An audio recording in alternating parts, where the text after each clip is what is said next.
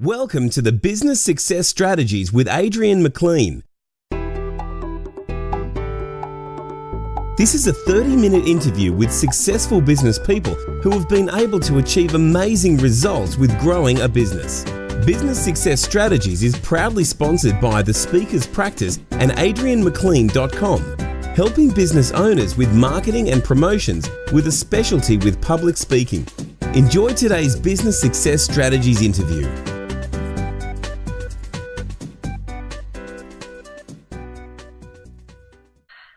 Thanks for joining us for this Business Success Strategies interview. The aim of this 30-minute interview is to find out from highly successful experts approaches for marketing and growing a business.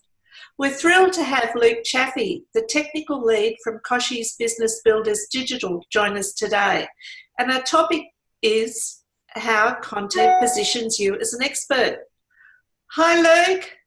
Hey, Adrian. Thanks for having me. Great to have you with us. So before we get started, Luke, tell us how important content marketing is today. Look, content marketing has only grown over the years. A few years ago, everyone was just talking about doing blogs, and blogs was really the main thing. Written content, people might read through it, hoping that you send it out to your newsletter base and they might read it.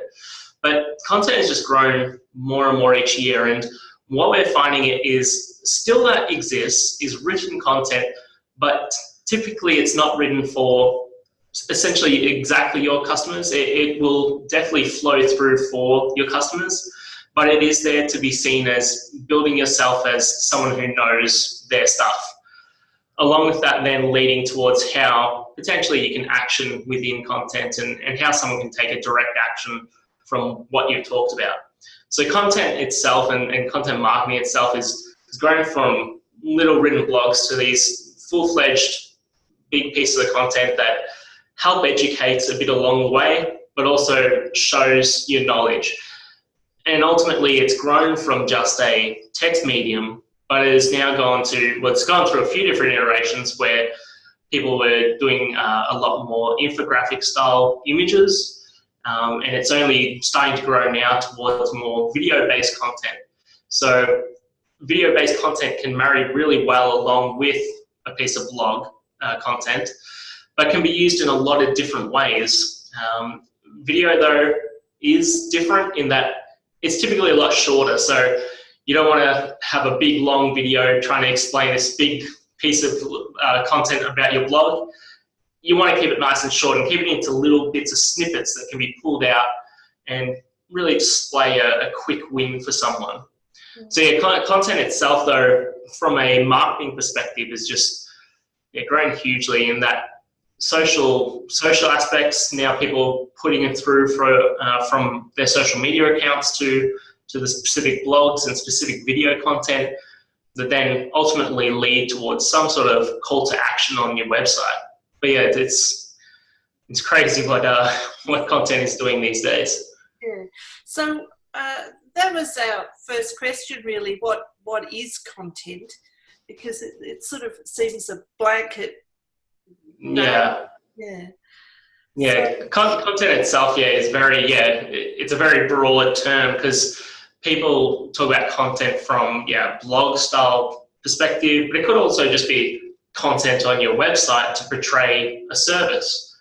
But then, it extends to so many different things. Like people, absolutely look at images, look at media files, videos, podcasts, all different webinars, all these different things is ultimately content that you can repurpose and use another way to help gain more exposure for your brand, basically.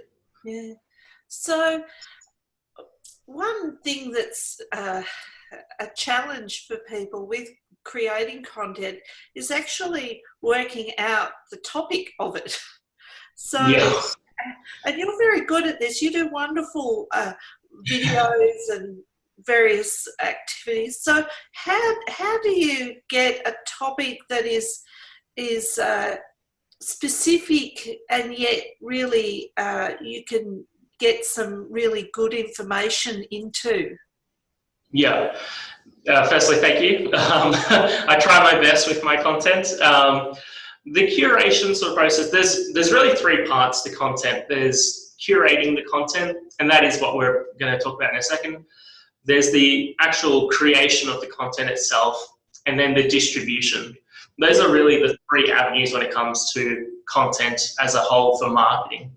But looking at the curation sort of side, content curation is a very challenging sort of avenue. What I typically start off with anyone who's starting with content marketing or is looking to refresh it a bit, one thing to always look back is looking on what sort of questions are your customers actually asking. So what sort of information are they asking about before they come and join you, or even whilst they're with you as a service, what sort of questions are they asking along the way? Can you utilize that sort of content to then pull together new pieces of content throughout the website or throughout your marketing? So asking your customers directly is a great starting point for trying to get that. Wow. But once you get past that sort of avenue, you can then move on to trying to curate from potentially like the latest that's happening in your industry, and then trying to put a spin on it. So trying to get an angle that is a bit more strategic and a bit of, rather than just talking about that item, but how it will help you in the future, or what sort of avenue you can take down to take advantage before your competitors take advantage of it. And it's trying to look at then from an industry perspective what sort of angles you can look at. And then if you're still getting past that, what I typically then find is looking at potentially past articles that you've written. And this is obviously someone who's not just starting up, but looking at past articles that you've written and then trying to find a different spin on it, or trying to update it for the current year. Because, you know, things change over time. Technology has changed a lot of things. And usually you get an article that's a couple of years old, it's probably not really going to be that helpful anymore. So trying to repurpose or re-spin a piece of content from the past is another great avenue for content curation. Now, other avenues is looking at your industry leading blogs. So for me, I look at Search Engine Land, which is a website which talks all about search engine optimization. And a lot of the times you can find some pretty good angles from that sort of perspective as well. Obviously, don't actually just straight copy the content. You don't want to do that, but rather utilize the same sort of messaging and theme to help put your own version of the story together. Oh, that's great advice, because it going back and having a look at what your customers are actually, the questions that they have, can be really a useful way to create your content. And looking at the industry information, that's fantastic. So what are some ways that we can use the content once we've actually, we've created it? What are some ways that we can use it? So there's a lot of different angles when it comes to then actually using content. So if I talk about just a blog article that informs users about some sort of avenue that's happened recently in your industry, one avenue that you could look at utilizing it for is firstly in like a monthly newsletter.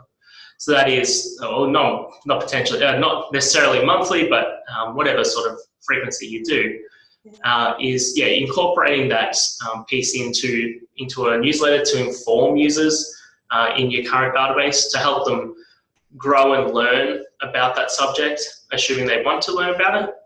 But other avenues then could be looking at then getting reach through social avenues. So there's the idea of sharing the post through LinkedIn or Facebook or whatever avenue you're utilizing, and trying to, I guess, gain, not popularity, but gain viewership of that piece of content itself on those platforms. And the more interaction you get within those platforms, so LinkedIn as an example, the more likes or the more comments or the more views on the actual, more clicks on the actual article itself, will result in more people seeing your post, and then in turn potentially then moving forward and reading your actual blog article itself. All of this then, though, needs to lead back to some sort of action. So if someone clicks on your blog and reads through and doesn't really have anywhere in there to then do something else, other than maybe look at other pages on your website, then you're sort of losing that chance to get an ongoing relationship with that person in that direct action. So that's where you want to try and incorporate like a call to action on the website within that blog article. So you want a call to action that's specific to that blog article itself, and one that someone actually cares about. Because asking to just sign up to the newsletter, unless they're really enthralled with the piece of content that you've put together, it's probably unlikely that it'll happen. Yeah. So try to come up with some sort of offer, some sort of information, some sort of resource to give them in exchange for their details can be a great way then to increase ongoing relationship with that person. Yeah. So with your, like, blogs are on your website, so if you post a blog, you're taking them directly to your website. So that gets a big tick. Yeah. But with video, we tend to, should we post the video, like we tend to use YouTube just because it's easier, but should we post a video on the website and then post that? Yeah, I get what you're saying. So there's actually three sort of main ways I see people handle that. There is firstly upload to YouTube and share the link to YouTube. There's upload to YouTube and put it on your website and share that page on your website, or actually just upload the video straight into to the social platform. So like uploading the video into LinkedIn as an example. And it's really interesting. About 4 months ago, I had a pretty good viewership of when I posted my blog article on LinkedIn and got clicks through to my website, and then the video played on there. It was pretty good. But in the last few months, it's actually been going down and down, the amount of people that see those posts. And it's as if LinkedIn, and this is very LinkedIn specific here, but it's as if LinkedIn is discouraging people from sharing links to their own website, because they want to keep people on the platform.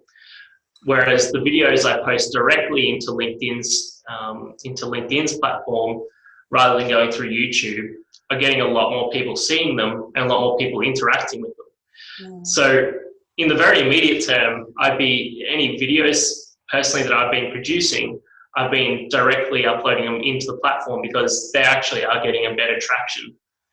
Right. Personally though, I do like the idea more of posting it on my website and then sending someone to my website, because then it allows them to potentially take more actions throughout my website itself. So it's a very difficult balancing act between, well, I want to grow my reputation, but at the same time, I want someone to take an action. And I've been leaning more towards growing my reputation than taking an action. Because in the long term, people are seeing my video more and more and more. They're getting to know me as more of a digital marketing person. And then eventually when they're in the need for digital marketing, and that's when they know, oh, I've been watching this guy for the last year. And so that's sort of the route that I've been finding working pretty well. But it's a very, very difficult field, because if they were to come to my website, I can start showing them ads because I know that they've been to my website. Or I can have a call to action because I can direct them to that. So it's a tricky one. Personally, I'm finding posting straight into the platform a lot better at the moment. But, that was only 4 months ago. I was doing something different, so it'll probably change in 4 months. Well, that's part of it, isn't it? You've got to keep up with what's going on in the social media platform. Yeah. So well, that raises a question around the content is really important for Google and keeping people on the website. So that's a different to the social media platforms, but absolutely, and it's almost a little bit of a different ball game in a way, because whilst you can use the same content for both SEO and social media, what I find is they're almost two different types of content that we're producing. So from a search engine optimization perspective, firstly, if I quickly jump back to that curation part, I would actually, in this case, be looking at something like Google's Keyword Planner tool, in which you can basically do a search for like your service plus location, and it will give you an estimation as to how many people are actually searching that per month. Right. Can be a little bit rubbery when it's under 100 searches per month, but overall it's a pretty reliable source. Right. And what I find is utilizing that to identify keywords where I know people are searching about this piece. I can use those keywords as the core theme towards my content from an SEO perspective. So really, when it comes to an SEO perspective, what I find is I'm answering questions that relate back to that keyword itself. So if it was SEO services Sydney, it could be a piece of content around, well, where can I find SEO services in Sydney? Yeah. Or who is the best SEO service in Sydney, and relate all these searches back to a piece of content that tries to answer that question. Yeah. But another thing as well with that sort of side, when it comes to SEO content, is people these days are searching a lot longer style keywords. So typically in the past it was searching for something like SEO services Sydney, but people are really now actually searching a lot longer. And Google don't show this sort of data because it's too granular, too much detail, that they don't actually really want to give this level of detail away. But people are using like where or who's the best or where's the closest style terms before qualifying with the actual service and location that they're searching for. It's a really interesting one. Yeah, and that's such a good point about using keywords for the ideas and curation of your content, because those keywords are what people are having their problems with. So, you know, if you try to answer those problems, then you'll be giving solutions to areas that are that will help. So And it's an interesting one, because sometimes when you create pieces of content around that, sometimes people are a bit more of a DIY and trying to do it themselves.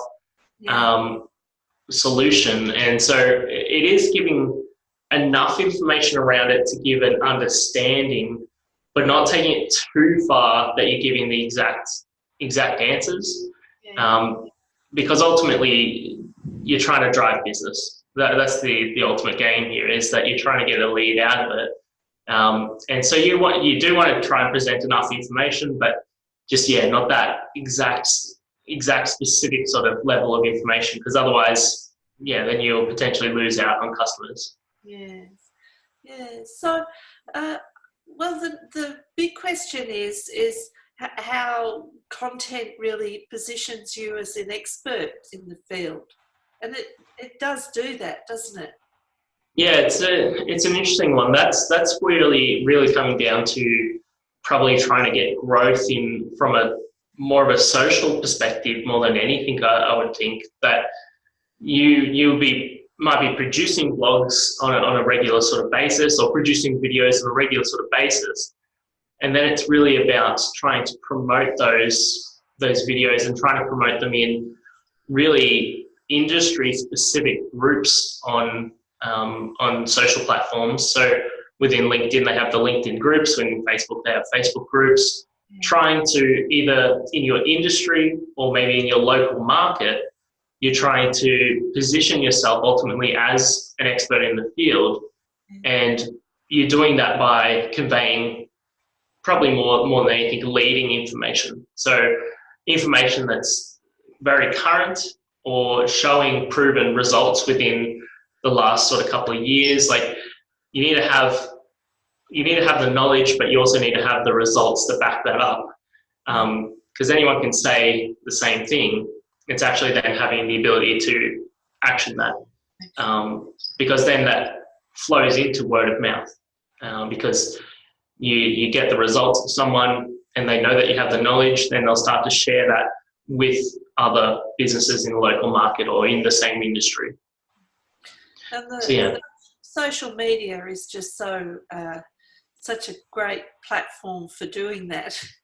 Yeah, and it's finding the right groups, to be honest, as well. So I've worked through a few different Facebook groups over time, trying to find ultimately the right one. And it's really interesting. People create very specific, very niche ones, but then sometimes don't really have the numbers in them. Whereas sometimes there's just those really broad ones like just Business Australia, and to try and get a foothold in that is very difficult because there's so many people. So it's a really tricky one to try and find a specific group that's not too small but not too big at the same time. And it's challenging. A few years ago, one of the key sort of ways that you could build yourself as a expert in the field was actually starting those groups, but that's almost too far gone now, in that a lot of the times they're already well established, or it's a lot of effort to try and recruit members into your own group over other ones. So it's very interesting. Yeah, because the administration of the groups takes a bit of, and you've got to keep building them and posting to get people to join them.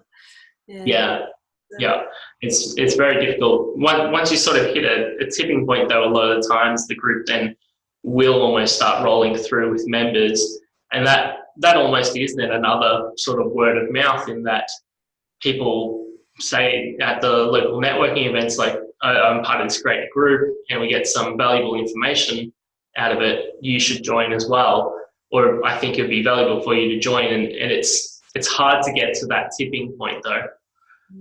Is what I've seen in the past. Yeah, and just before we hear about lukechaffee.com, by creating content, it's really and posting it on your website, it's really good from a search engine optimization view, isn't it? Yeah, I mean, from a search engine's perspective, what they want to see is, I'll take it back one step. Ultimately, what Google or a search engine want to do is give the user the best result. So they want someone to keep on going back onto Google every single time. They don't want someone to jump ship and go to Bing. So what they do is they use their best judgment to try and find, well, this is what this person has searched for. Let's present them a piece of content that matches that.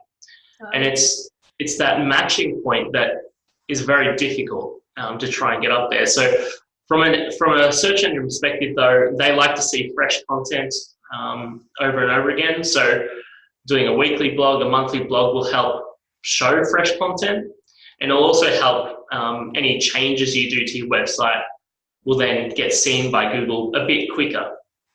Because you might have seen like a news site will put an article out and then within a few minutes it's already in Google. Whereas on a site that hasn't been updated for a year, it's going to take a while before Google actually comes back to that site and sees, oh, hey, they got a new page. And the way that actually works is effectively Google sees your website the first time and then it'll come back in a month's time. If there's something changed, great, we'll come back in 3 weeks' time, and 2 weeks' time, and 1 week, and 1 day, and so on and so forth. And it'll get rapidly quicker as more content changes over time. Right. But the same goes the other way. If you don't change content, don't add a blog or anything like that, it will it'll take more time before it'll come back to your site. Fresh content, absolutely, will help with your website getting seen a bit quicker in Google itself, and help from an SEO perspective. And you also get brownie points, don't you, from having the content so that people stay on the website longer? It's a really interesting one, the time on site and bounce rate, whether they're used or not, for ranking perspective. Google's never come out officially saying that it's definitely a factor, but the thing is, they have an enormous amount of data about websites. They can see when someone's clicked and come back. You're sort of kidding yourself if you don't think that if someone comes to your site and then leaves and goes to another result within 3 seconds, that Google won't notice that. Yeah. Whereas it's probably a bit more grey when someone takes maybe a minute on the site and then goes back. Like that's a bit more grey. But if someone came to my site, spent 10 seconds and then jumped back, firstly, it's not great for me because obviously I'm not providing them the right content for what they've searched. Yeah. But yeah, from Google's perspective, it's also, hey, this site just interacted really badly with this user.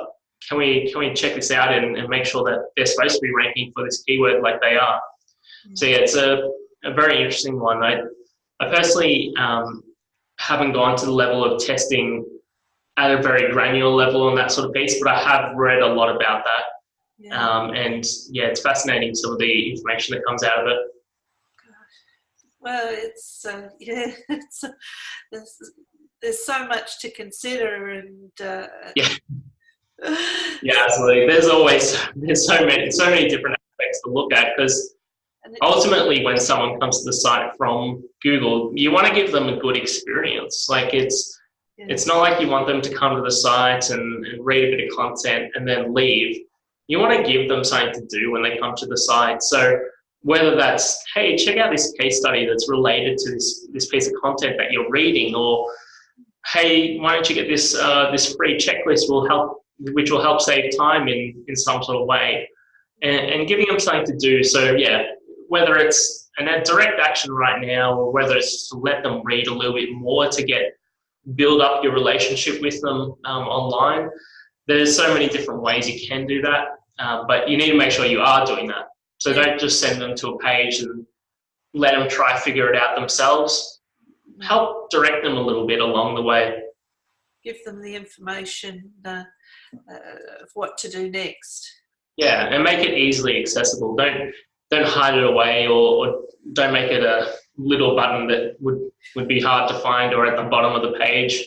Sort of prompt them along the way to help them, work through their journey a bit quicker.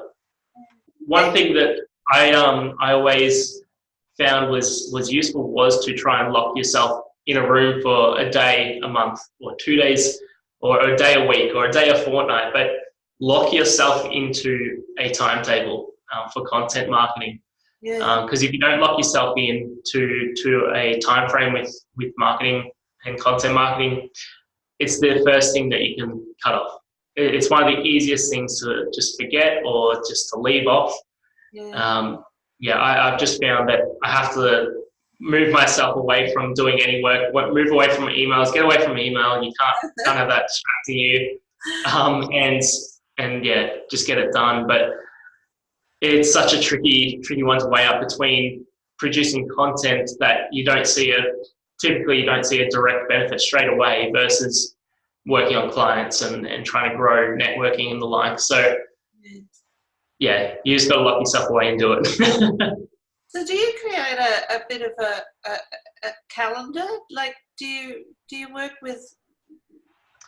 Yeah, so we try to do a bit of brainstorm through, like we try to curate for about a month's worth of content at once. Right. And that can be difficult because a month's worth of content it can be a fair bit. So we try to run on a monthly basis, that we come up with all the topics for the month coming. Yeah. And then write out as much content as possible within, say, the first week, and then get all the posts and get everything ready to go on social media so that it can just roll out for the next month. And then we kick that along. Then at the end of the month coming, then that's when we'll start the next curation process. And so it's then just a rolling effect. It just keeps on going. And there's a bit of continuity there. It would probably, once you get going with it, it probably makes it a bit easier. Yeah, because I mean, ultimately, then you're thinking about it for maybe a week in the first part of the month, but then you can sort of almost, you can't forget about it, but you can, in a way, you don't have to think about what post am I going to do for the next month. It just lets you sort of roll it out naturally, you still need to be there from a interactive perspective and the like. So you don't want to just post it and then forget about it. But yeah, it absolutely is a bit of a ease of mind a little bit in a way that, oh, I don't have to remember to do that thing again this week. So until the start of the month, then you have to think about it. Do you like Hootsuite and Buffer? Do you use I like. I personally use Hootsuite. One small thing I don't like is that you can't post videos through it natively into LinkedIn and Facebook. Oh, So what we actually do is we know what days we're going to post videos up onto those services, and we do have to manually go in. yeah. But the piece of content that goes with it is typically pre-written, like ready to go for us. So it is a matter of uploading it into the service itself and then hitting go. But yeah, Hootsuite is the one that I use personally, and I find it pretty good. Yeah. Oh. Well, thanks, Luke. I mean, there's so much fascinating information there. I have to go back and work on that. Now, would you like to tell us a bit about your site, lukechaffee.com, and Koshi's Business Builders Digital? Yeah, so I'm from KBB Digital. We do digital marketing, so doing a full suite of digital marketing services, predominantly around web itself. So looking at websites, API development, application development online, looking at search engine optimization, so getting people to the top of Google, and digital strategy is one of our big areas. So that is, what do you actually need to be doing online with your resources to hand? What is the best approach that you could be taking right now? And ultimately, we're trying to help grow small to medium-sized businesses within Australia that really work in a service-based industry. So we find that our best results come from service-based industries because we can help grow that little few extra clicks and a little few extra conversions here and there, or in some cases, rehaul the entire website and give it a whole brand new look so that it targets much more towards their target audience. So yeah, that's what we do day in, day out, and I love it, and it's great fun. Oh, well, you're a wealth of information, Luke, so thank you so much for joining us today. And I've got to go back and have a look at our keywords and list of questions to get some blogs and videos. Yeah. Thank you so much. It's great to hear all your advice, and really appreciate